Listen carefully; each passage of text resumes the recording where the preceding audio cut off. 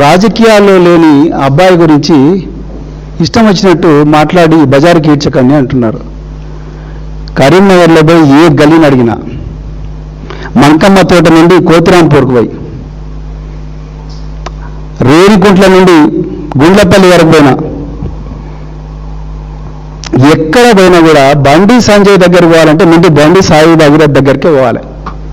హర్ష, కౌశిక్, వీళ్ళందరికీ ఒక గ్యాంగ్ ఉంటుంది. వీళ్ళందరూ కూడా పెద్ద పెద్ద ర్యాలీలు తీసి ఈ బండి సాయి భగీరథ్ దగ్గరికి పోయిన తర్వాతనే వాళ్ళ డాడీ దగ్గరికి పోవాలి. అట్లనే చెప్పండి పోరాడు. నువ్వు మంచోడో చెడ్డోడో పక్క పెడతాం. పిల్లలందరూ ఒకటే, పెంపక లోపం మేడం, పిల్లలందరూ ఒకటే ఈ ప్రపంచంలో. అందుకొరకే గొప్ప జాన్ లాక్ అనే సైంటిస్ట్ ఏమన్నాడు తెలుసా? తబులా రస అన్నాడు.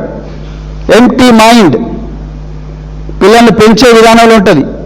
వాడు ఆ రోజు 2023లో మహీంద్రా యూనివర్సిటీలో తన్నినప్పుడే, వాళ్ళు పిచ్చి పిచ్చిగా వాళ్ళు కొట్టిండు చూసిండ్రా, తన్నినప్పుడే వాళ్ళ నాయన దండించారు, నువ్వు బయటికి కూడా ఇక్కడ ఉండకురా బిడ్డ, నువ్వు బయటకు, నువ్వు కేంద్ర మంత్రి అయినా బయటికి పో అని చెప్పి పంపించుంటే ఈరోజు ఈ అమ్మాయిల పరిస్థితి, ఈయన పరిస్థితులు ఉండేది కాదు.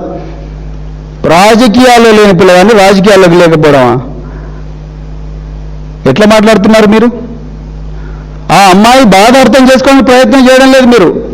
ఆ బీజేపీలో ట్రాల్స్ చూస్తే అసలు మీకు ఎట్లా అనిపిస్తుందండి నాకు అర్థం కాదు.